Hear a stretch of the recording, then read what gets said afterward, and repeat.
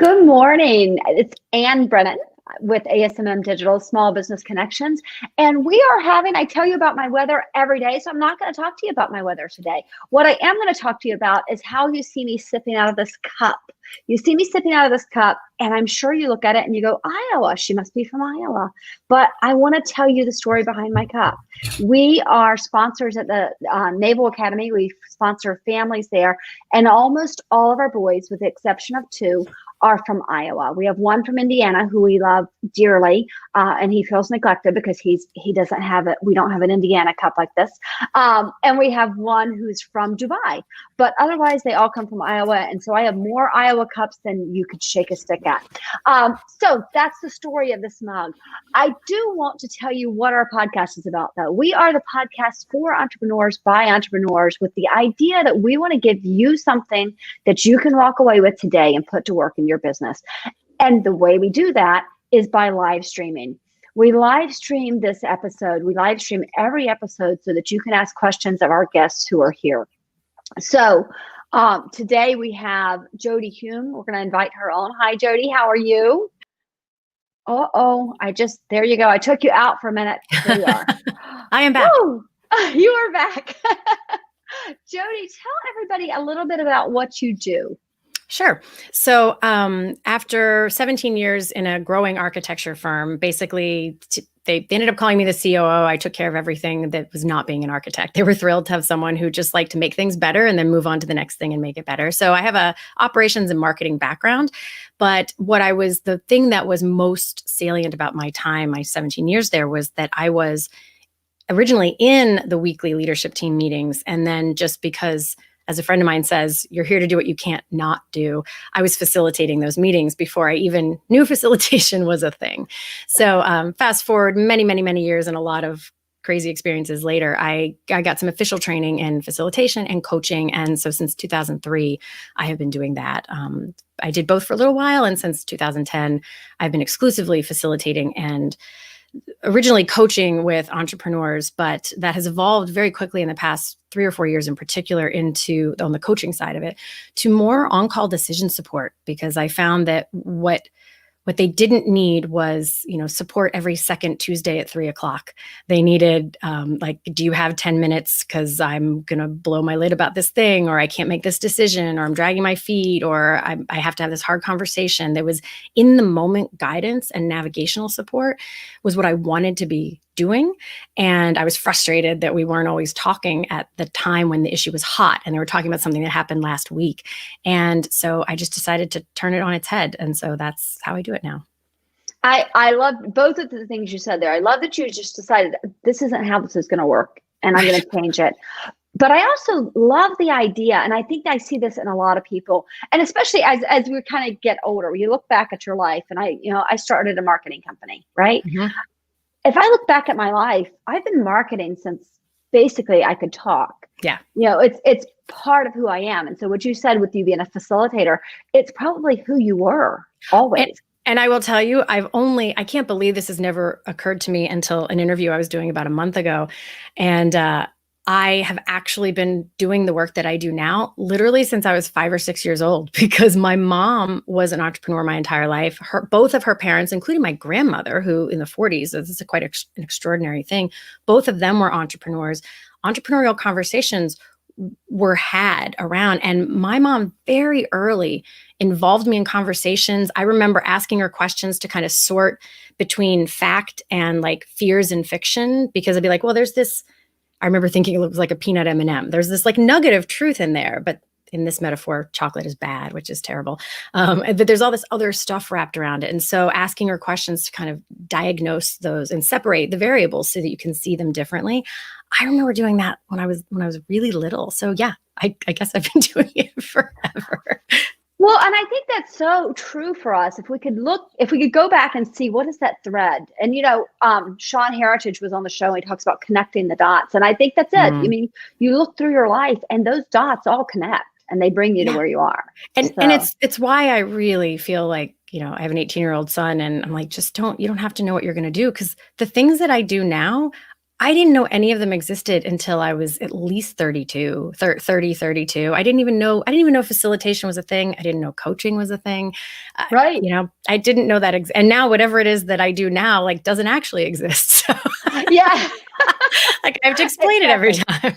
Yeah, no, but it's wonderful that you found that. I love that you can tell your son that as well. Yeah. So we're going to talk about leadership myths today, and I loved the subject. I like that you're doing it because I think so many people think, first of all, that they're not a leader, and secondly, that they don't want to be a leader because it's hard.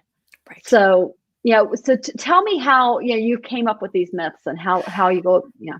Well, okay. So first of all, it's definitely hard, but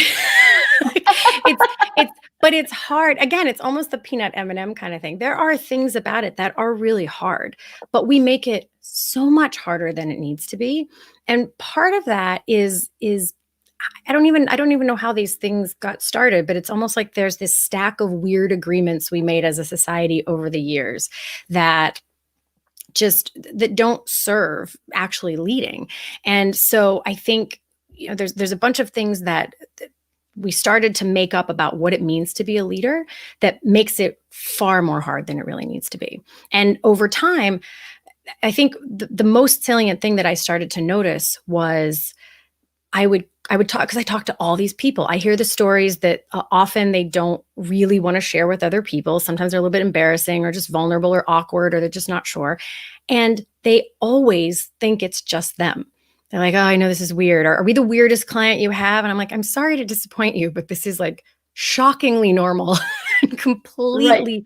And so I've joked about business puberty because it's almost like, I mean, imagine if you were going through puberty and no one had ever told you that was a thing. You would think there was something really wrong with you, when in fact, that's just how you get from one stage of development to the other, is through this messy, awkward, weird, uncomfortable, sometimes really unpleasant stages. And business has those too, as and some of it I draw on because the architecture firm I mentioned, when I started, we had like 8 people. By the time I left, we had close to 50. And that included quite a number of very awkward, very inconvenient puberty stages. So to normalize those conversations. Oh, but on the other side of that, though, is there are all these weird things that people feel like they're alone. And for some reason, any conversation besides "we're killing it" is taboo. Almost, no one ever wants to say, I don't know what I'm doing, or I have absolutely no idea how to handle this situation, or I am terrified, or just even I'm bored, or I am, I could go. And so I just started to collect all these things about, why do we have these? Why are we following these rules that don't actually apply to anyone that I'm talking to? So. Right.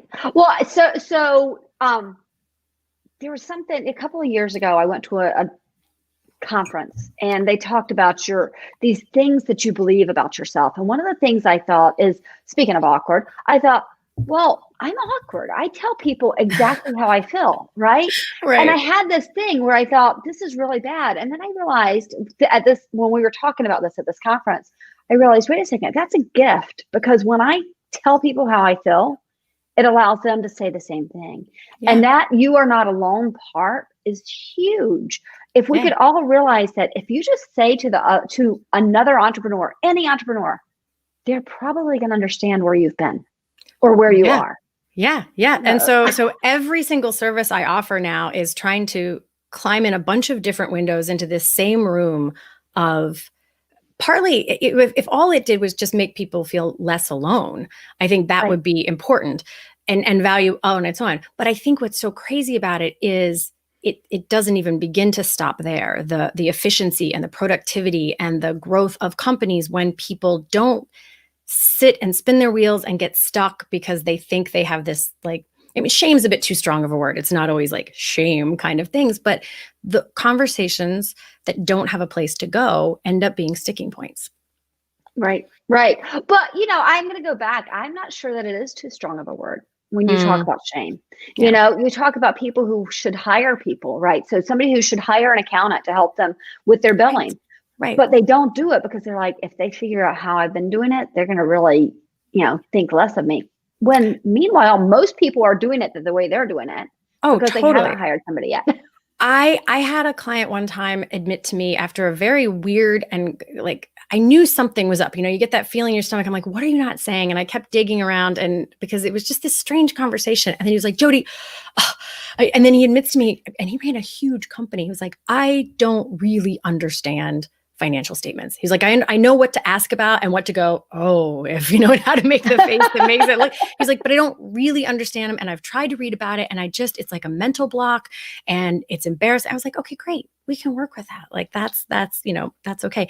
But this weird thing, I think one of the things that first started to really pop for me is this, it's lonely at the top nonsense, which is just the worst. If I had one swoof of the magic wand, it would be for that one. This lonely at the top thing is absolute nonsense, and it's a huge detractor from growth. And so whether it's a roundtable, I run roundtables for peer groups for business owners so they can hear from each other, whether it's a friend that you can trust, whether it doesn't have to be somebody like me, but there's this fantastic Seth Godin quote that says, if you have a problem you can't talk about, now you have two problems. And so getting rid of having that second problem is one of the most important things that you can do, because otherwise things just stick. It's like not flossing your teeth because that stuff just sits there and it bogs you down. And those conversations are almost always between you and clarity. And once you have actionable clarity, then you can keep playing the game and adjust as you go. It's so rarely about making right decisions. It's just about making a marginally adequate, not disastrous decision. Absolutely. Adapting from there. Yeah. Well, and sometimes when you say it out loud, you go, just saying it out loud, you go, oh, I get it. I see. It's sort of like when you're looking for that file and you can't find it, and then you say to somebody in the office, anybody seen, oh, never mind, there it is. Yeah. As soon as you start to say it. 100%. I mean, like the work that I do ends up being this blur between, there's some, I don't know if I'd call it business consulting, but like strategy. Like we absolutely there are spreadsheets, there are, plans, like we're talking about big picture strategy and making big decisions. There's also some of it that absolutely feels like coaching. A great deal of it feels like business therapy, because the number of times where, someone's tired or something. And so you have to be able to discern the difference between those things so that you can keep moving forward. Yep. Absolutely. All right. Well, let's talk about the second myth. So leading is an endurance sport. It feels like an endurance sport. So it really does. Yeah. And I will say, much like before where I said, well, I mean, it is hard. I mean, it is an endurance sport. I think so maybe the real myth is people's understanding of what an endurance sport takes, because to do an endurance sport, you actually have to rest a lot and you have to be really fierce with your energy. And I can't tell you how many times I have somebody call me because they're stuck on a thing, or they're really worried because they feel like they just need to burn it all down. And the number of times that if you ask a few questions, there's just this palpable difference between someone dragging their feet on a decision because down deep, they know it's a bad idea, which they're always worried about. Like, does something in me know this is a bad idea? Sometimes they're dragging their feet because down deep, they know it's a really good idea, but it is just scary. Yeah. And it comes with a lot of big, worrisome things or something. But the number of times that I ask a few questions and there's just this very particular feel to it where you can't find any foothold, nothing makes sense. There's like contradictory things. They are tired. They are run down and depleted. And when you are depleted as a leader, this is not some soft, gushy, topic. The neuroscience about what your brain needs to perform as an endurance sport is unquestionable. And you need rest and you need downtime.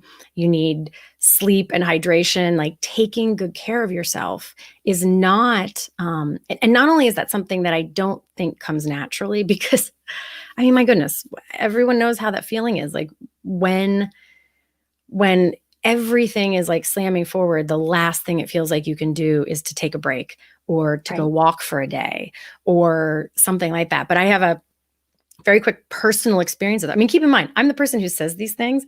That does not mean I'm any better at doing them. So Like, so, wouldn't that be nice if it were true? right. It would be lovely. So routinely I get to re-experience the value of a thing that I talk about. And I'm like, oh yeah, look, I was doing that thing and I totally missed it. But we scheduled I'm making air quotes, vacation, because our real vacation got scheduled, but we were sick of hanging out in our house. And it wasn't as long as I thought it was. It was Monday to Friday, but you check into the cabin on Monday, you have to afternoon, you check out on Friday. I'm like, oh, that was really only 3 days. And so we got home and we had stuff on the weekend. And on Monday, I was just kind of dragging and I did not feel renewed at all. And Tuesday morning, it had been raining for ages. And Tuesday morning, a friend texted me about going for a hike.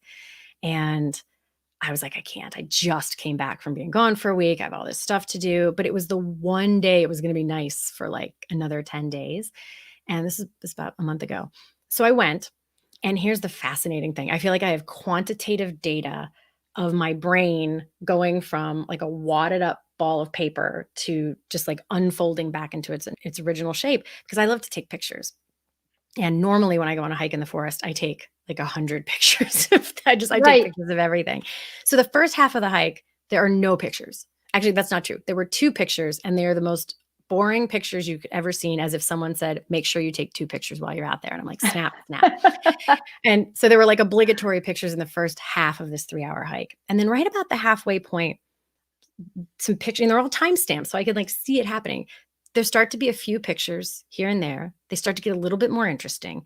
In the last like half an hour, 40 minutes of the hike, I took some of my favorite pictures I have ever taken. They are just like, you just look at this roll and you can just see my creative brain. And it's not because the second half of the hike was cooler than the first half of the hike. There weren't better trees or better rocks or leaves or whatever. It's just my brain had space to be creative and to see nuances and to think in those ways.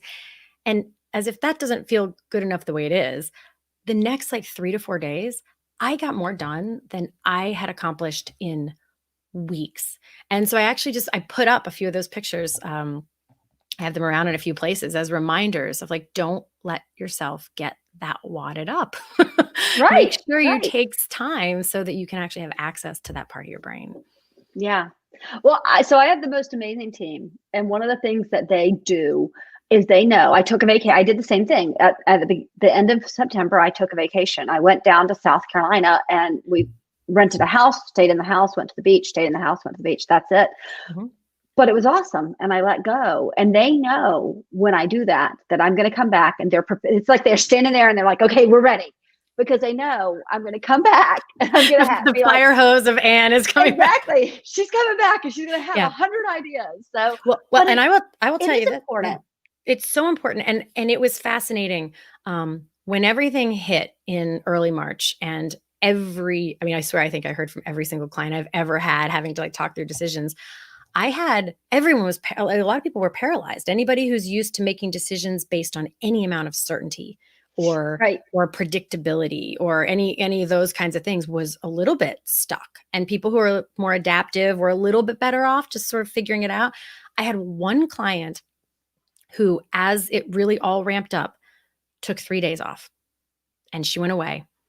And I don't know exactly what she did, but when she came back, she hit the ground running weeks ahead of anyone else I work with. And I kept telling everybody else this. I'm like, this is really working. And they're like, I can't, no, like there wasn't even an option to take. Like, I was like, how about a morning? How about 2 hours? Like, can you step away and give your brain space to get into the deep strategic, really think about this stuff?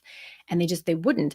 And she, I won't go into the whole story, but she pulled off feats in the last few months that I can't directly put it all back to that 3 days, but I think it laid the groundwork. I strongly feel that had she not done that, she would have been in the quagmire with everyone else, just sort of rearranging the deck chairs as quickly as they could and trying to figure it out. So exactly. So before we move on to the next one, I want to go back to what you said, just so that people hear what you said.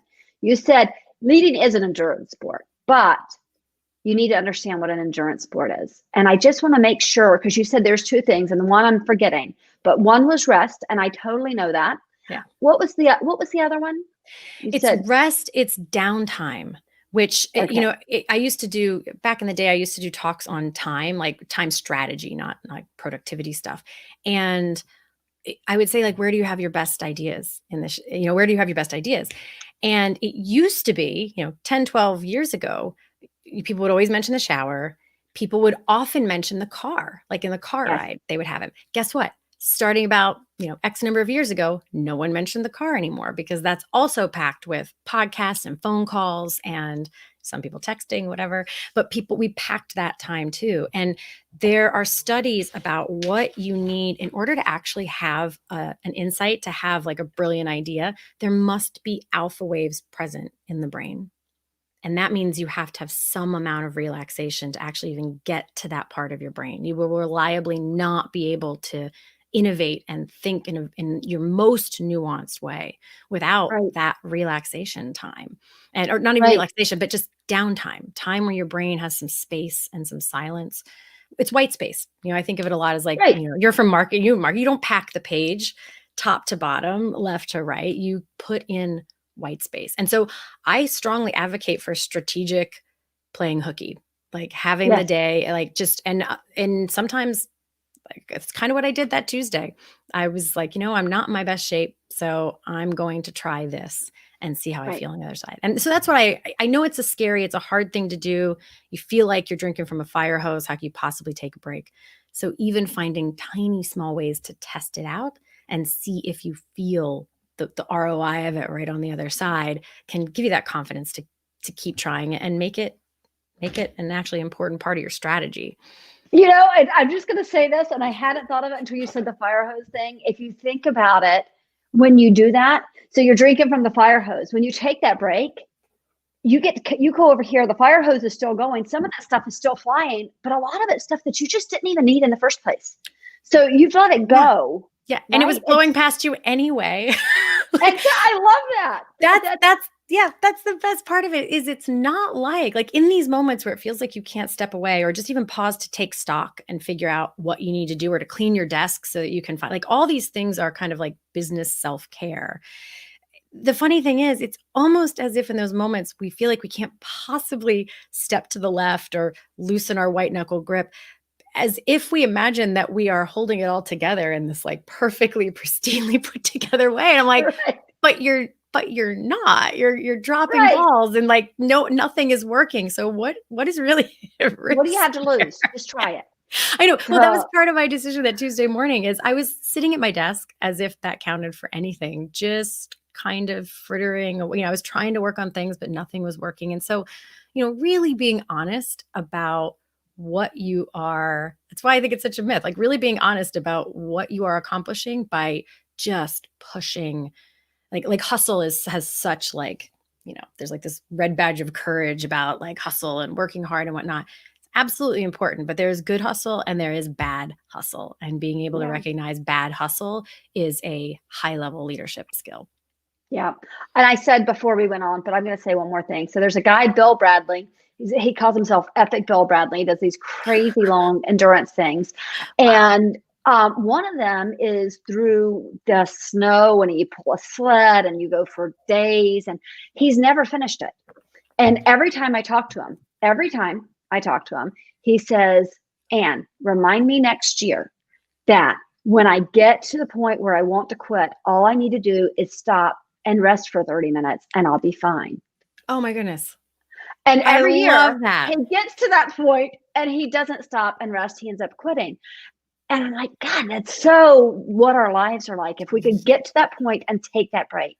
Yes. So, oh my gosh, I just got cold chills. That's yeah, that's an important one. So. Yeah.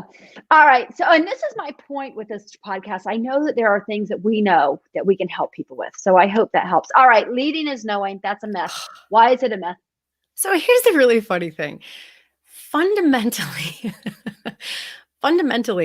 by definition, leadership is going someplace no one has gone before. Like you're in the front. If you knew exactly what the next step is, I mean, I guess the small caveat to that is like, I guess if you buy a franchise and they tell you exactly how to do every little piece, and as long as you paint by numbers, then it works. So maybe that's different. But if you were leading a thing and trying to do things other companies haven't, or team, like by definition, there is very little knowing or certainty. If there is a lot of knowing or certainty in front of you, then you are following. Right. Like, so where along the line this story came up where, and it's a thing that just comes up all the time with clients, where they think they're supposed to know things. Like they think they're supposed to already have the answers and come, not all of them, but that they already have the answers, and they come back and they tell their team, here's what we're going to do. I'm like, it's not that's being a really top-notch individual contributor. That is not leading. Leading is basically, because the other thing knowing falls into is asking for help, which if there's anything leaders are less good at than not knowing a thing, it's asking for help, because they feel like they're supposed to be the person. But again, by definition, leadership is essentially like wrangling help. It's coordinated help. That's what you do as a leader, is you coordinate other people's energy to help move a thing forward. So there's a vast number of times I wouldn't say it's a one-trick pony, but it makes me like maybe a 5-trick pony. But one of those tricks is they'll come to me with this incredibly complicated, and they'll want to explain to me all these pieces of, how do I do this? And then how do I, once I decide this, how do I get my team to be on board? And how do I get them to implement and execute and follow through and have buy-in and blah, blah, blah. And I'm like, pause, just back up, just involve them in the conversation. When 90% of the time when someone is frustrated because their people aren't acting the way they want, doing what they want, fill in the blank with a bunch of other things, it's because the people don't have line of sight to what you do that helps you understand why that thing is so important. So they're trying to follow your lead, but they don't understand it. And if my husband walked in and said, we're moving to Texas, I'd be like, excuse me? Like, I'm not going to be like, all right, honey, let me pack everything. I'd be like, I'm going to need to understand how you got to we're moving to Texas. It doesn't mean, and here's where the metaphor will get messy, because husbands are different than, relationships are different than work things. It doesn't mean your people have to vote, or that they have to love it, or that they have to, build, everybody comes to some consensus, which is, I think, what people are afraid of, to involve people in the conversation. But just slowing down the movie, because what makes me sad is how often I sit in on leadership team meetings that we're facilitating, and this enormous amount of effort has gone into making a decision. And often you picked the least bad of 5 things. It's like if there was some fantastic choice, you would have picked that. But this is the least egregious, or the least, whatever. And then you come out and you try to just announce that to people. Well, all they see is a not great option. They're like, oh, that stinks. And I just want to be like, you should have seen the other choices we had, because comparatively, this is fantastic. But to their credit, they don't know, because they don't see. And so it doesn't mean you have to involve them in every single thing. But whenever something is hard, I just really encourage people to always check in. Is this hard? Because it shouldn't be on my plate solely. Are there other people that I should involve? Are there other resources that I should be weighing in on? Because a lot of times when something is hard, another thing you might find if you wrap in other people is that you have skipped a question. And that is something I learned through my facilitation, is anytime it's hard to pick a choice, or to make a decision with the kind of clarity that really lets you zoom forward and just do the thing, it is often because you've skipped some questions. And if you go back and make those decisions, it eliminates like 3/4 of your of the choices that are available. And then you're like, oh, okay, now I see. I was comparing 2 things that don't actually match back to this core direction we want to go. And so now this makes much more sense, and it's easier to decide. So yeah. Well, and I would go back to, we talked about this before, but you said you feel like you should know this. And so when I first hired my very first hire, and she was wonderful, she's still wonderful, but when I hired her, one of the things I was struggling with is getting paid. And it wasn't that people weren't paying me, it's that I was not billing them. Small thing. I have no idea what I did not go through that phase, man.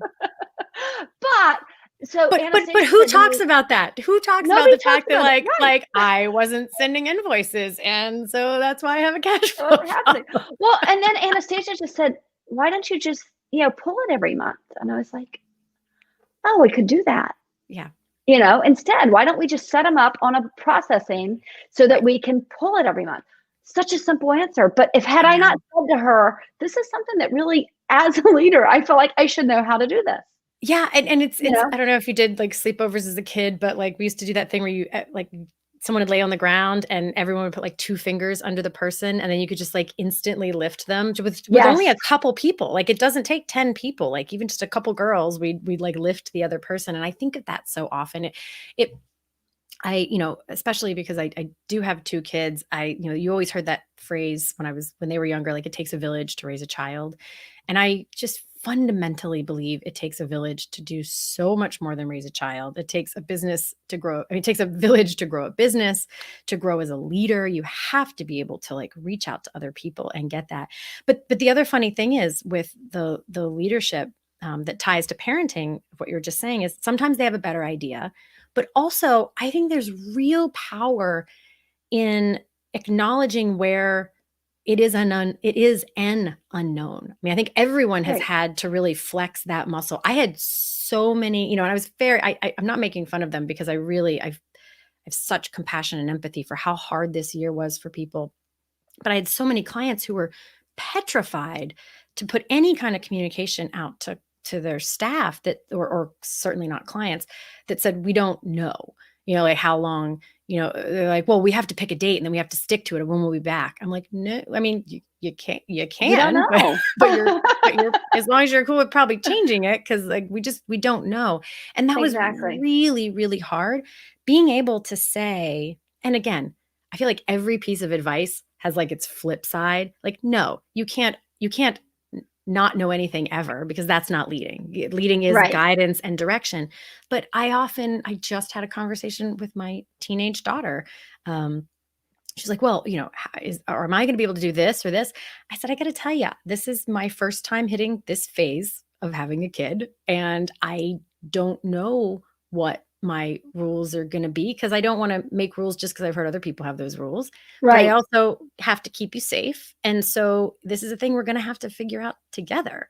And I think parenting and leading both sometimes feel like a thing where you think your authority or power or whatever word you want to call it, like your status as the leader comes with this, like, I know it all and we're doing it my way. And like, those are the rules. And Right. you can do it that way, I guess. But I just find it so much easier if you involve people in. And so in that conversation, we talked through the things. I'm like, well, I think this, but I also worry about that. And she's like, oh, well, what about if this happened? And I'm like, oh, that would be great. Then I'd be totally comfortable with you doing that thing. And she's like, oh, okay. So we Right. both contributed it. She got what she wanted. I didn't have to make up some sort of rules that then I had to enforce and monitor. I mean, that's not fun. Who wants to Right. monitor people? And that's the Right. whole thing. Exactly. If you help people create their own internal GPS where they are helping you solve the problem Right. versus feeling like I always have this metaphor in my head of like, if you're sitting across a table from somebody, it feels more like a negotiation or a, I don't know, a million other things versus when you work a jigsaw puzzle with somebody, usually you're both sitting like shoulder to shoulder on the same side of the table. You dump out all the pieces. It's not about my perspective and your perspective. It's how do we solve this shared Right. issue? And so if you can make it a shared issue, everything gets easier. Right.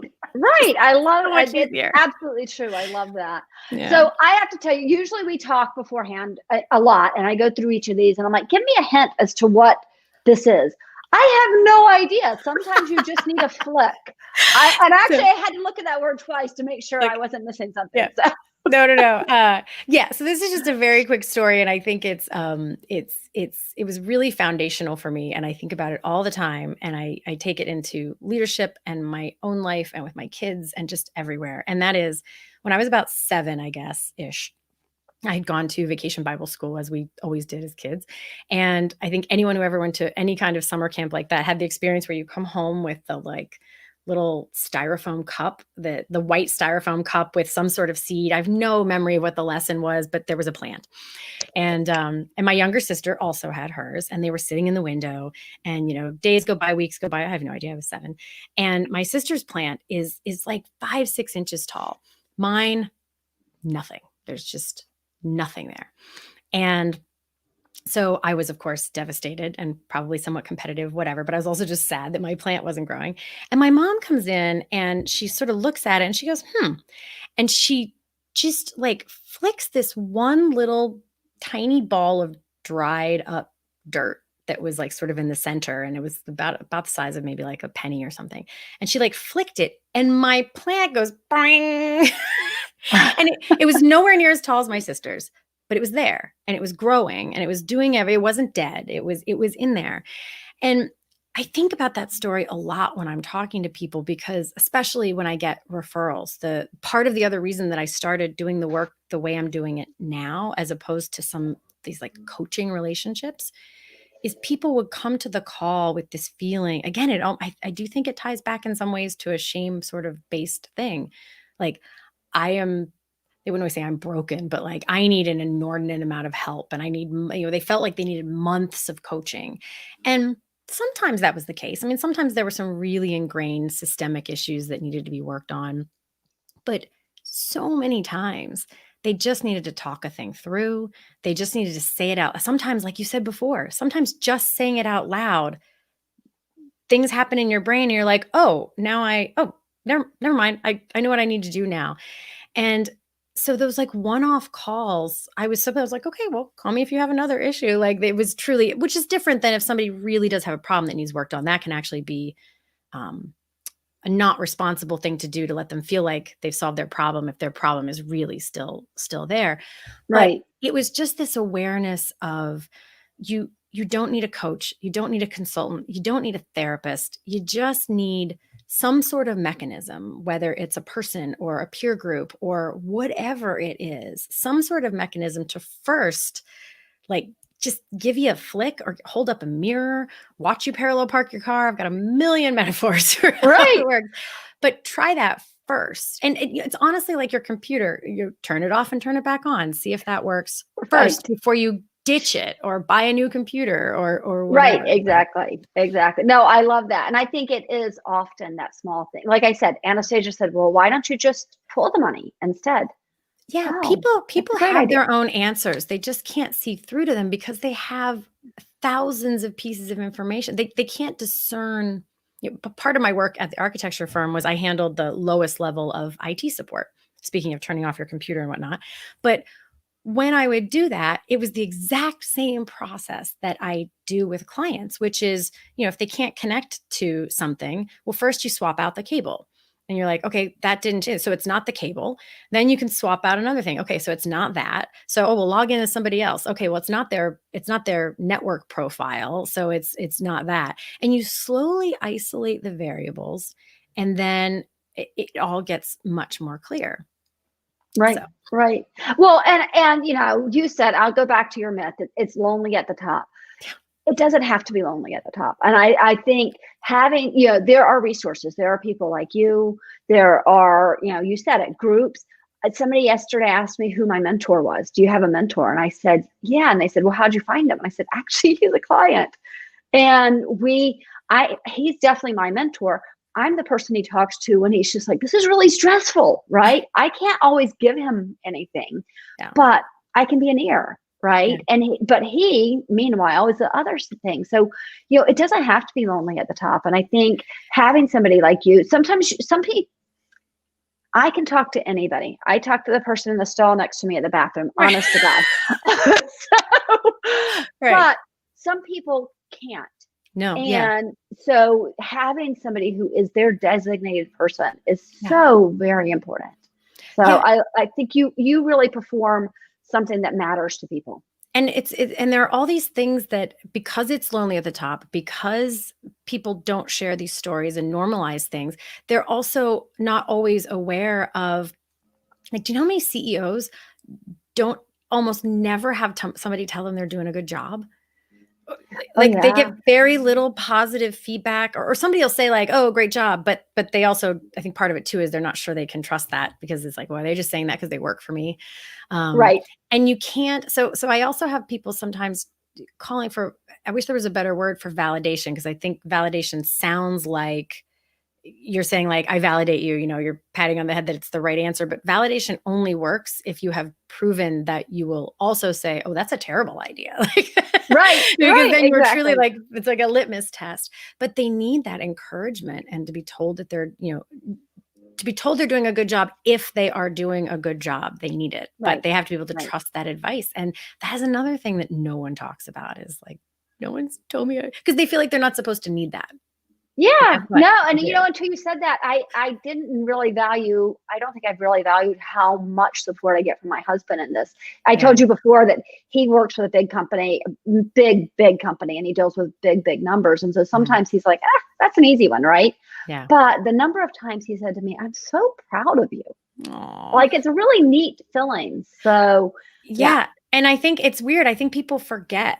I think they assume that like, oh, if you're the CEO of a company, or if you're the senior vice president, CEO, CFO, or whatever, that because you have reached some level that you no longer need validation and support, or somebody to talk to, or somebody to just say like, hey, by the way, I know that was really hard and it was super messy, but that's what great leaders do. They have those hard conversations in loving ways. right, Like just that it is like a mirror, like being able to say like, hey, by the way, that felt really awful to you, but you handled it extremely well. Like it doesn't get any better. That there's nobody else out there who just handled a situation like that and felt any less bad. That's just a hard part of this. right. And you handled it really, really well.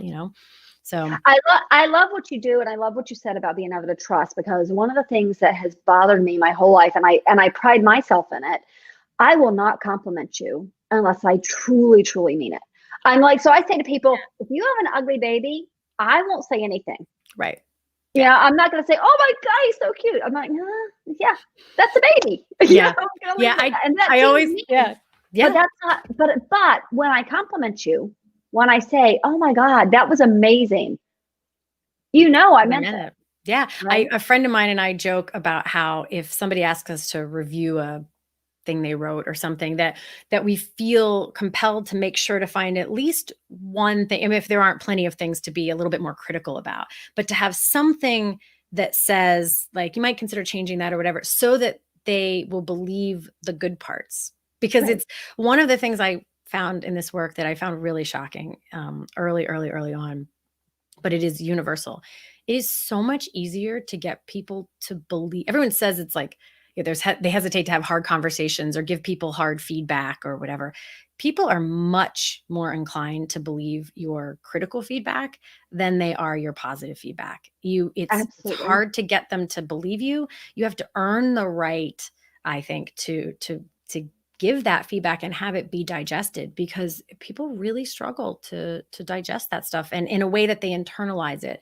But there's this amazing quote that I heard a preacher say one time in an otherwise not very inspiring sermon, that said God loves us just the way we are, and he loves us too much to let us stay that way.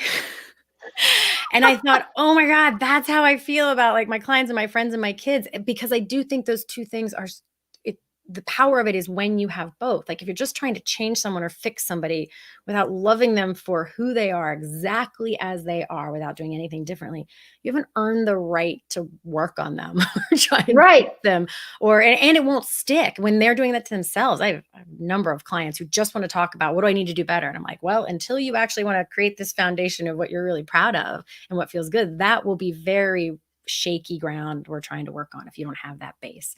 And the reverse is Right. true too. If you just tell people how great they are and don't love them enough to want more for them, that also Yeah. keeps them out of I something. love that. So, And yeah. that's wonderful. I love that. All Yeah. right. So how do people get in touch with you? So I made a single little page where you can find it all. So it's just leadingclarity.com. You can All subscribe right. to my podcast there. You can find out about the work I do. And only for the people that I do these interviews for, or for these interviews, there is a link there that's not available anyplace else right now, because I'm beta testing this, what is the smallest amount of this kind of flicking that is helpful to people. So Mhm. there's a link there where you can schedule a 20-minute call with me. And I want to be super clear. Not only is this not a sales call, but I literally will not discuss working together on this call. That is not the purpose of that call. It is truly just to give people a taste of just that tiny little bit of feedback and guidance, and see if it's helpful. All I ask in return is a little bit of feedback afterwards about if it was helpful. So. Right. Well, that's great. I love that. And did I get leadingclarity.com right here? I typed Clarity, it. yes. I'm super dyslexic, but that looks right to me. Yes, that's good. Okay. Awesome. Awesome. All right. You hold on just a minute. I'm going to come right back to you. I want to let everybody know what we have coming up Monday. Monday, we have Frank King. For those of you who don't know, I run a charity for suicide prevention. It is very important to me. It is my purpose in life to stop suicide. I really think that people are lonely. I think it's time that we help them. So Monday, we have Frank King coming on. He's the author of Guts, Grit, and Grind. More importantly, he is a stand-up comedian who talks about suicide because he struggles with depression. And I did say that, a stand-up comedian who talks about suicide. So many people walk around with smiles on their faces and they don't tell the truth. I just had a call on Monday with a wonderful woman, and we had a one-to-one, and I said, "How are you doing, Michelle?" She says, "I am incredible." And I said, "Michelle, it's me. How are you doing?" And she says, "I love that you asked that, but actually I am incredible this time." And so I love that Frank's going to come on and talk about that hidden thing that many of us carry. And I think it's going to be a really good call. So please do come on. I want to remind you, please, because my kids do still think I'm a nerd, because you guys are not getting me to 1,000 subscribers on Facebook yet. Please go over, subscribe on Facebook. I'm sorry, on YouTube, youtube.com/BrennanAnnie. Also, if you are listening to this and not watching it, please subscribe wherever you are and take a minute to leave a review. That helps us out a lot. We're very small. We've just hit 2,500 views. We are in 20 countries, which makes me happy, but all the support I can get would be helpful because we are a small company here at ASMM Digital, and we really do want to work with you guys and have you guys help us out here. All right, Jodi, thank you so much. This has been wonderful. Yeah, no, I really enjoyed the talk, and I'm tuning in on Monday because that sounds super interesting and not all that unrelevant to what we were just talking about. Absolutely. Like, well, and I danger if you can't be that's real. Exactly it. If you can't be real, if you can't say, and actually you don't know this, but I'll just give the story real quick. I used to be an Ironman athlete, and 6 months after my Ironman, 6 months, I ended up on the psych ward. And I ended up on the psych ward for depression because I didn't tell anybody what was going on in my head. And once I did, it changed everything, not just for me, but for other people. Yeah. So it's such an important part. And it's, I'm a super strong, clearly I ran an Ironman. Right. I'm a super strong person, but that happens. So it can happen to the best of us. And it's so right now, I think people who have never had to deal with mental health are looking at square in the eye like a way that they've never had to before. And so not only is it new for them and more uncomfortable, but I think they're even less comfortable with talking about it because they don't have those muscles built up around, right? Like, this is what I do. If I feel this way, I need to take this action. People who've dealt with it forever have some mechanisms. And if you don't, it's extra hard. So Exactly. So that's our theme is you are not alone. So I love that this is what we talked about. So thank you so much for coming on. Everybody else, I'll see you Monday. Take care.